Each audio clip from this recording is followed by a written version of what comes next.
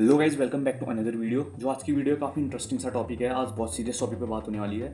So video को start करते हैं बिना किसी बकचोदी के। सो आज का जो हमारा टॉपिक है वो रिगार्डिंग है पैरामिलिट्री के जो फोर्सेस है, वो उसमें बहुत सारे से ट्रुप्स हैं जो मेंटल इशू से सफ़र कर रहे हैं। इस चीज़ पे टॉपिक पे रिगार्डिंग बहुत सारी इंफॉर्मेशन देने वाला हूँ, बहुत सारा डेटा देने वाला हूँ जिसके थ्रू आप लोगों को पता चलेगा। सो रिसेंटली हुआ क्या, मैं आप लोगों को बताता हूँ। राज्यसभा में एक रिपोर्ट फाइल की गई होम मिनिस्ट्री द्वारा, जो बताती है मेंटल जो हेल्थ इशू हैं सफ़र कर रहे हैं पैरामिलिट्री के सोल्जर्स। सारा का सारा स्टैटिक डेटा दिया गया है उसमें, मतलब क्या रीज़न है उसके बारे में बहुत कुछ बताया गया है। सो मैं आप लोगों को पॉइंट वाइज बताता हूँ, ऐसा नहीं कि मैंने कुछ भी उठा दिया कहीं से भी। ये एक रिसेंटली होम मिनिस्ट्री में जो इन्फॉर्मेशन गई थी, जो रिपोर्ट आई थी, उसके थ्रू है। मैंने एक पूरी लिस्ट बनाई, उसके थ्रू है। सो मैं बताता हूँ आप लोगों को क्या है इसके पीछे का मेन रीज़न। वेडनेसडे को 5 तारीख को राज्यसभा में एक रिपोर्ट आई थी जिसके थ्रू ये बताया गया, जो पैरामिलिट्री फोर्सेज हैं, आर्मी को इंक्लूड नहीं करते हैं, पैरामिलिट्री जो फोर्सेज हैं उसमें अराउंड 38% का जो इंक्रीज आया है मेंटल हेल्थ इशू में। अराउंड 2020 में केसेस थे 3584, बट 2022 में 2 साल बाद का रेशियो बता रहा हूँ मैं आप लोगों को, वो है 4940 केसेस जो कि मेंटल हेल्थ इशू से सफ़र कर रहे हैं। उसमें बहुत सारी चीज़ें आती हैं मेंटल हेल्थ इशू में। इसके पीछे के बहुत सारे रीजंस हो सकते हैं, बट जो पर्सन है सफ़र कर रहे हैं, बहुत सारे जो डेटा हैं वो वैलिड नहीं है। इसमें जो डेटा के हैं एकदम वैलिड सोर्स के हिसाब से, नंबर जो होंगे ज़्यादा होंगे डेफिनेटली, बट जो गवर्नमेंट डेटा है उसके थ्रू मैं बता रहा हूँ, जो रिपोर्ट का डेटा है उसके थ्रू बता रहा हूँ। सो अराउंड 4940 केसेस थे।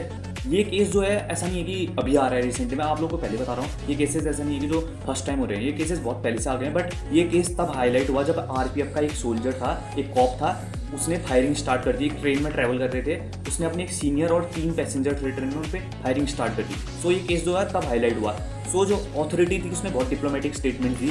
उन्होंने एक बार स्टेटमेंट दी, उसके बाद चेंज करी। मैं आप लोगों को बताता हूँ उन्होंने स्टेटमेंट क्या दी थी। जो अथॉरिटी थी उनकी आरपीएफ वालों ने, उन्होंने एक पहली स्टेटमेंट दी थी कि वो बंदा जो था पहले से सफ़र कर रहा था मेंटल हेल्थ इशू से, बट जो उसकी फैमिली थी उन लोगों ने ये चीज़ें छुपाई थी। बट लेटर ऑन जब ये पॉइंट थोड़ा हाईलाइट हुआ, उन लोगों ने एक स्टेटमेंट दी, उसके अकॉर्डिंग ये माना गया कि जो पर्सन है basically kind of immature behave करते हैं और काइंड ऑफ सेंसिटिविटी नहीं है उनके माइंड में, उतनी क्लियर सेंसिटिविटी नहीं है कि क्या करना है। बट अगर ये क्वेश्चन तो एक हिसाब से मेरे हिसाब मुझे लगता है ये तो क्वेश्चन मार्क है इन अथॉरिटी के ऊपर। अगर तुमने उनको सेलेक्ट किया है एज अ पर्सन, सो एक इतनी सेंसिटिविटी होनी चाहिए कि किस पे फायर करना है किस पे नहीं। सो एक पब्लिक एरिया में अगर तुम ऐसे फायरिंग कर रहे हो एक सीनियर पे, सो समवेयर वो kind of mentally retarded person था जिसने फायरिंग की थी साइड पर। ये क्वेश्चन मार्क लगता है अथॉरिटी पे, तो उन्होंने आप लोगों ने उनको सेलेक्ट कैसे किया। सो ये था एक सिनेरियो कंप्लीटली। उसके रिगार्डिंग बहुत सारी इंफॉर्मेशन थी, मैं जो आप लोगों को बताने वाला हूँ उसके हिस्ट्री से रिगार्डिंग। सो ये जो था करंट सिनेरियो का इंसिडेंट था, मैंने आप लोगों को जो बताया अभी। सो ये जो स्टेटमेंट थी जो अथॉरिटी ने दी है क्वाइट शॉकिंग थी, क्योंकि ये स्टेटमेंट हम ऐसा एक्सपेक्ट नहीं कर सकते एक ऐसी अथॉरिटी से जहाँ रेगुलर मेडिकल टेस्ट होते हैं, रेगुलर सब चीज़ों का टेस्ट होता है। ऐसी अथॉरिटी से हम एक्सपेक्ट नहीं कर सकते कि कुछ ऐसा आएगा। So it was quite shocking, सबके लिए शॉकिंग था कि ऐसा कुछ हुआ एक आर्म फोर्सेस के द्वारा, एक पैरामिलिट्री फोर्सेस के द्वारा। सो इसके पीछे के रीज़न बहुत सारे बताए गए हैं, रीजंस बहुत सारे हो सकते हैं। बेसिकली एक रीज़न मैं आप लोगों को बताना चाहता हूँ, उसके पीछे का एक रीज़न ये है, जो आर्म फोर्सेस में जो पर्सन होते हैं बेसिकली उनका थोड़ा बहुत अग्रेशन लेवल हाई होता है एज कम्पेयर टू नॉर्मल। सबका नहीं होगा बट मोस्ट ऑफ द लोगों का, क्योंकि काइंड ऑफ वो बहुत टायर्ड रहते हैं अपने काम से। उसके अलावा बहुत सारे रीज़न है, उसमें एक रीज़न आता है जो ये टेम्पररी ट्रांसफर्स होते हैं, इनके इधर से उधर भेज दिया जाता है जब मन पड़े इनका, जब मन पड़े इनकी पोस्टिंग कहीं भी हो जाती है, और ऐसे टफ एरियाज में इनकी पोस्टिंग होती है और वहाँ से उनको छुट्टी ना मिले। सो एक क्वाइट डिफिकल्ट होता है, उनको लीव्स ना मिले प्रॉपर। सो जो उनका माइंड है काइंड ऑफ फ्रस्ट्रेटेड हो जाता है, जिसके कारण ये सब चीज़ें होती हैं। मेंटल इशू की जो रीजंस हैं, सबसे मेन बड़ा रीज़न यही है मेंटल इशू का, कि उनको एक ऐसे रूटीन में डालना जो क्वाइट टफ है और प्रॉपर गैप्स ना मिले। भले ही तुम कितना क्वाइट रूटीन फॉलो करो बट प्रॉपर गैप्स बहुत ज़रूरी होते हैं। सो उनको जब प्रॉपर लीव्स नहीं मिलती हैं, प्रॉपर जब एक जगह लोकेशन में होते हैं, खाली अननेसेसरली ट्रांसफर करवा दिए जाते हैं इधर से उधर।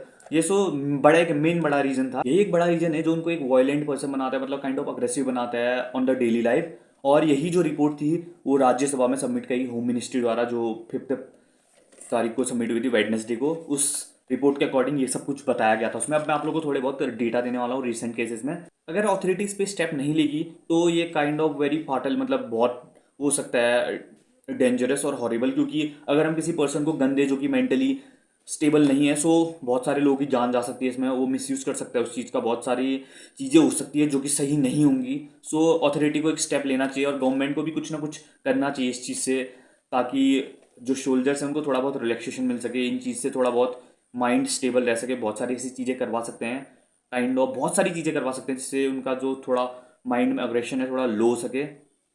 सो ये सब कुछ तो रहा इन्फॉर्मेशन रिगार्डिंग जो रिपोर्ट में था। अब मैं आप लोगों को बताता हूँ रिसेंट हिस्ट्री में क्या क्या हुआ है।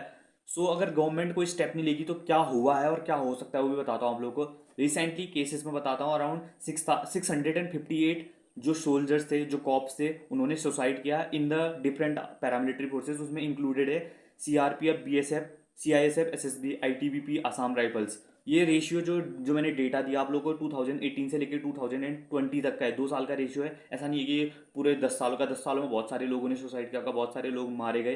अराउंड जो 29 फैटिसाइड्स में, मतलब अपने जो भाई बंधु होते हैं, मतलब एक अगर एक आर्म फोर्सेस में, उसके अलावा बहुत सारी यूनिट में अगर बंदे हैं तो अपने जो फ्रेंड, अपना दोस्त है, उसको मारना। अराउंड 29 फैटिसाइड के केसेस निकले हैं।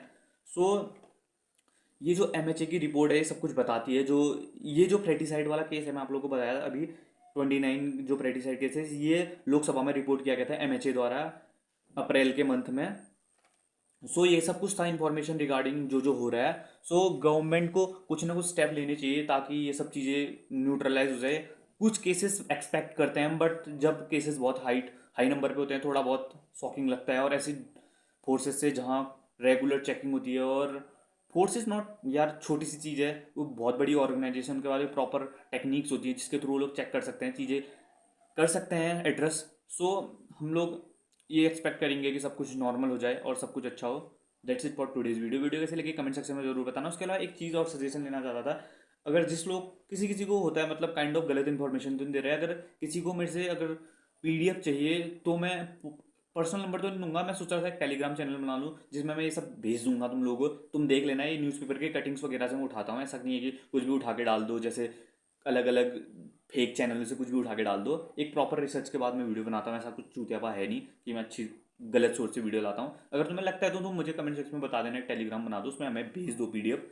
सो मैं भेज दूंगा, या तो तुम चाहते हो तो मैं एक काइंड ऑफ लास्ट में एक पेज स्टिक कर दूंगा जिसमें इन्फॉर्मेशन दी होगी। Let's it for today's video. अगर बता देना सजेशन जैसा भी हो। Let's it for today's video.